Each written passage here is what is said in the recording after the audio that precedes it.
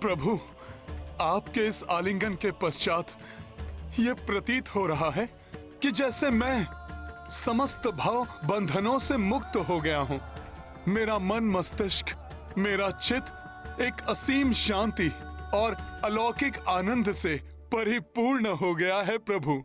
यही स्थिति होती है कैवल्य की। हनुमान, हम यहाँ सुग्रीव से भेंट करने आए हैं। प्रभु, महाबली सुग्रीव मेरे भ्राता समान हैं। मेरे परम मित्र हैं वे, और मैं उनके मंत्रियों में से एक हूं। वे वहां ऋष्यमुख पर्वत के शिखर पर वास करते हैं। मैं शीघ्र ही आपको वहां पर ले चलता हूं प्रभु। उस पर्वत के शिखर पर? लक्ष्मण, हमें शीघ्र ही उस पर्वत शिखर पर चढ़ना होगा। क्षमा करें प्रभु, ऋष्यमुख पर्वत पर चढ़ाई करना अत्यंत कठिन है। यदि आपको आपत्ति ना हो तो मैं आप दोनों को अपने कंधों पर बिठाकर वहां ले जा सकता हूं। ये कैसे संभव है हनुमान? लक्ष्मण भैया, जिसके साथ प्रभु श्री राम हो, उसके लिए क्या संभव और क्या असंभव। जय श्री राम। आपकी आज्ञा है प्रभु।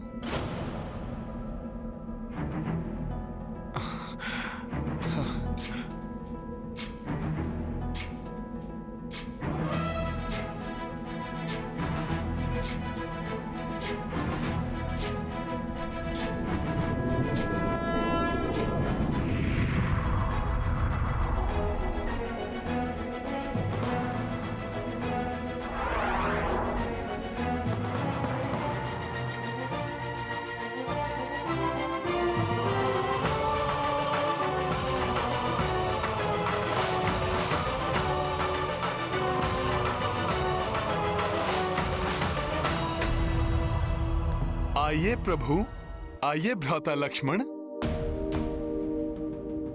संकोच मत कीजिए। आपकी सेवा करना तो मेरा सौभाग्य होगा। अपने इस सेवक को सेवा का अवसर दीजिए प्रभु। लक्ष्मण,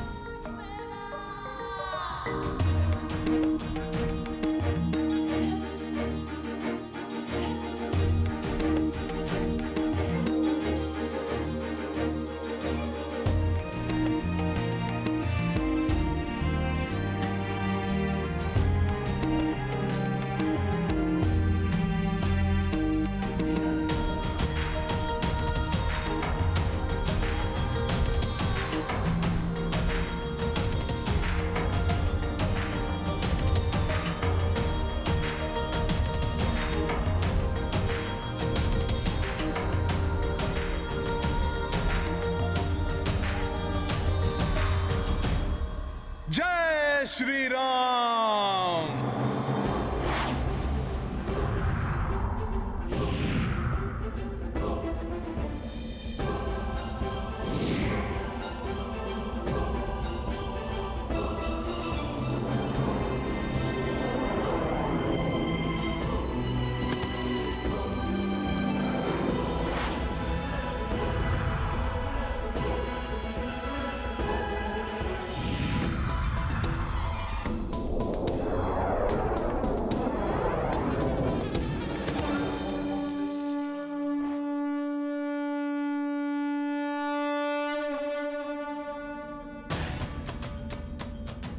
महाराज सुग्रीव, वो देखिए, हनुमान जी आ गए।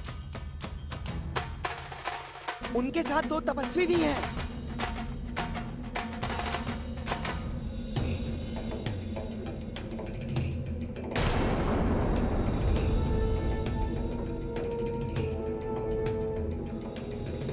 और उनके साथ दो धनुर्धारी तपस्वी भी हैं।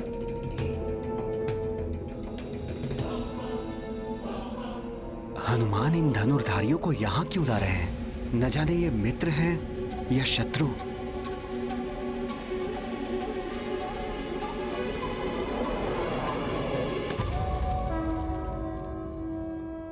आइए प्रभु।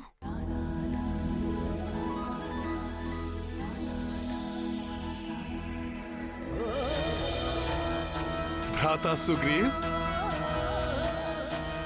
ये प्रभु श्री राम हैं और ये इनके अनुज भ्राता लक्ष्मण, कौशलाधिपति महाराज दशरथ के पुत्र हैं ये।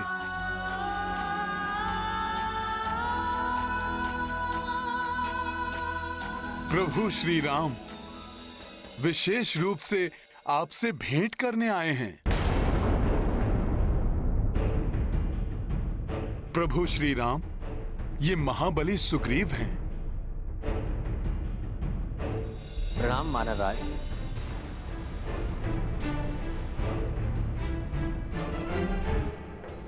दुर्भाग्यवश इनके भ्राता वाली के कारण इन्हें अपने राजपाट का त्याग करना पड़ा और ऋष्यमुख पर्वत पर शरण लेनी पड़ी।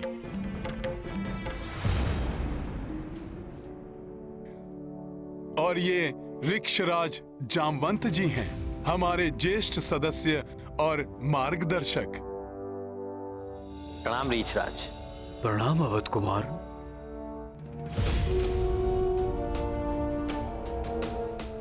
वानरराज सुग्रीव जी, हम यहाँ इसलिए आए हैं कि आप मेरी भार्या सीता को ढूंढने में मेरी सहायता करें। राक्षस राज रावण उन्हें अपहृत करके अपने विमान में कहीं ले गया है। विमान से?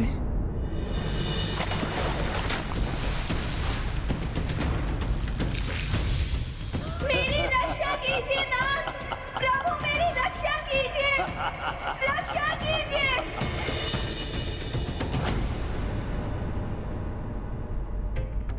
हनुमान को क्या हुआ अकस्मात? कहाँ जा रहे हैं? मुझे आपसे सहायता प्राप्त करने का सुझाव महातपस्विनी माता शबरी ने दिया था।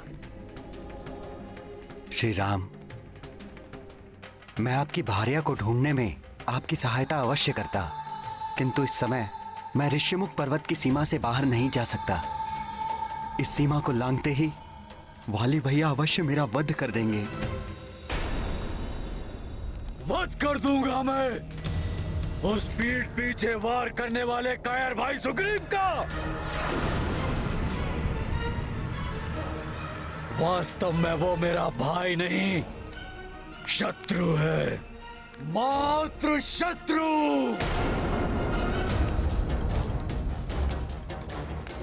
ऋषिमुख पर्वत पर छिपकर बैठा है वो धूर्त। मैं उस संपूर्ण पर्वत को जलाकर ही भस्म कर दूंगा। स्वामी, जो भी करना हो सोच विचार करके कीजिएगा। सुना है उस पर्वत पर हनुमान और सुग्रीव के साथ कुछ और योद्धा भी जुड़ गए हैं।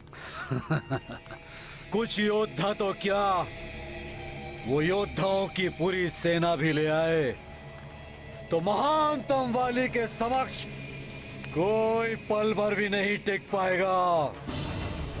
स्वामी, आपकी बल और वीरता पे मुझे कोई संदेह नहीं है, परंतु नीति हमेशा ही कहती आई, आपका शत्रु कितना शक्तिशाली है या किस प्रकार वो शक्ति संचय कर रहा है, इस पर सदा ही आपकी दृष्टि होनी चाहिए।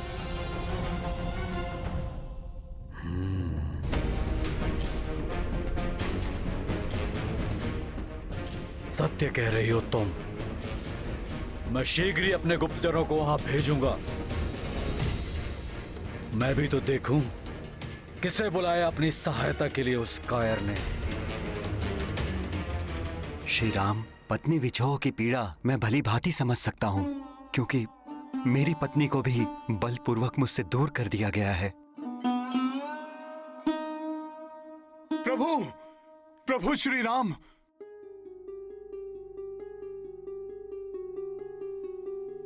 ये आभूषण देखिए। ये आभूषण कदाचित माता सीता के ही हैं।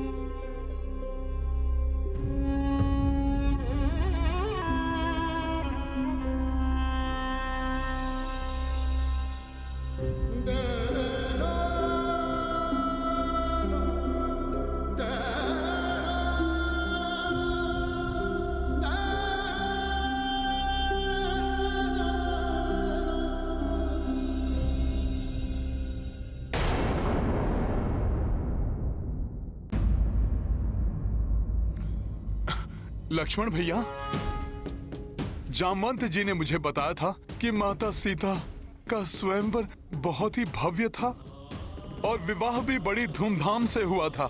फिर ऐसा क्या हो गया कि प्रभु श्री राम माता सीता से विलग हो गए हैं?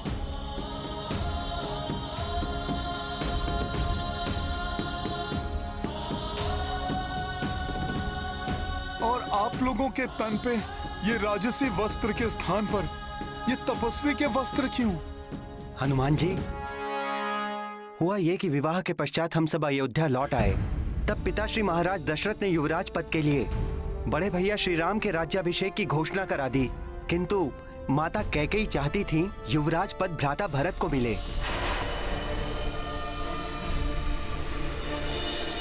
पर ये तो अनुचित है। प्रभु श्री राम तो ज्येष्ठ हैं और भ्राता भरत कनिष्ठ। हाँ, किंतु एक समय पिताश्री ने माता कैकेयी को 2 इच्छित वर कभी भी मांगने का वचन दिया था। उसी वचन का लाभ उठाया माता कैकेयी ने।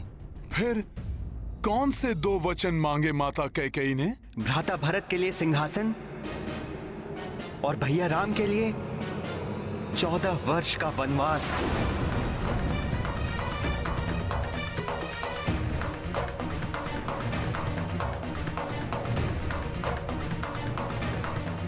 ये तो बड़ा ही कठोर वचन मांग लिए माता कैकेयी ने। हाँ, रघुकुल रीत सदा चली आई, प्राण जाए पर वचन न जाई। वचन की बेड़ियों ने विवश कर दिया था पिताश्री को। फिर क्या हुआ? फिर माता कैकेयी ने अपने कक्ष में उपस्थित होने के लिए उन्हें संदेश भिजवाया। महाराज, ऐसे में यदि मैंने राम को सब कुछ त्याग कर वनवास जाने को कह दिया, तो कहीं वो क्रोधित होकर विद्रोह न कर उठे।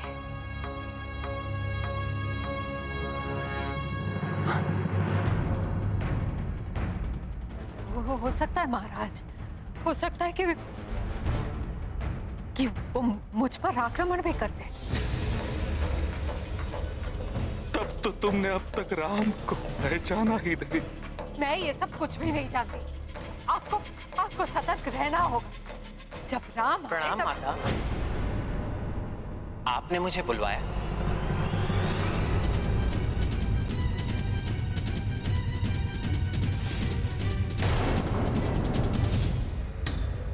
राम, मेरे पुत्र। ये क्या माता? पिताश्री को क्या हुआ?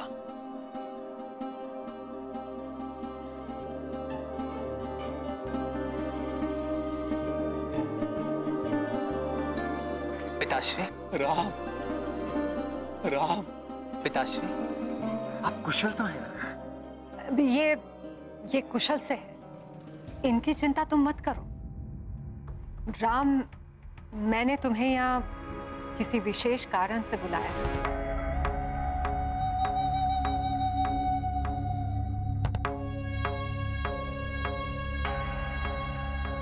आदेश कीजिए माता, आपकी आज्ञा का पालन होगा। युवराज पद के लिए राज्याभिषेक तुम्हारा नहीं, मेरे पुत्र भरत का होगा।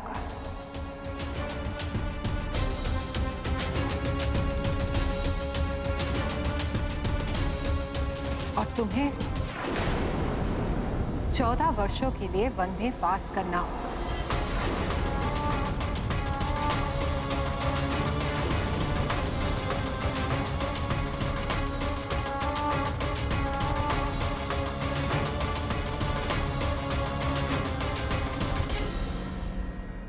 कथनी सहज है और करनी कठिन है ना राम?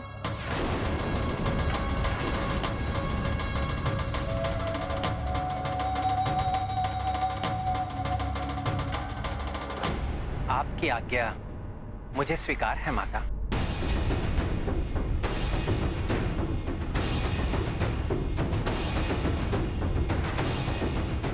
की इच्छा मेरे लिए सर्वोपरि है।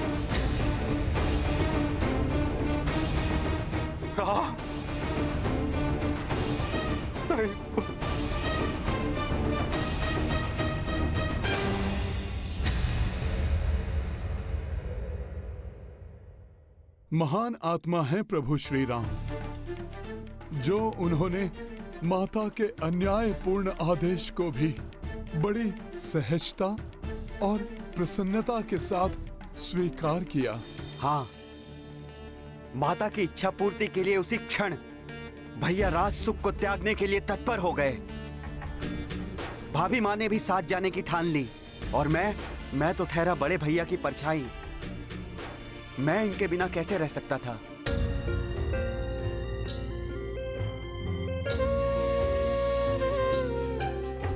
भैया के लिए ये सब स्वीकार करना अत्यंत कठिन था।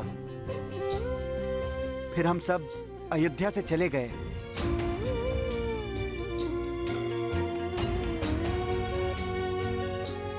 तेरह वर्षों तक हमने वनों में सुखपूर्वक जीवन व्यतीत किया, अनेकों ऋषि मुनियों का आशीर्वाद प्राप्त किया, किंतु वनवास के अंतिम वर्ष में दुर्भाग्य की काली छाया ने हमारे सुखों को लील लिया। दुर्भाग्य की काली छाया ने हमारे सुखों को लील लिया। काली छाया ने हमारे सुखों को लील लिया। मैं हूँ सूर्पनखा।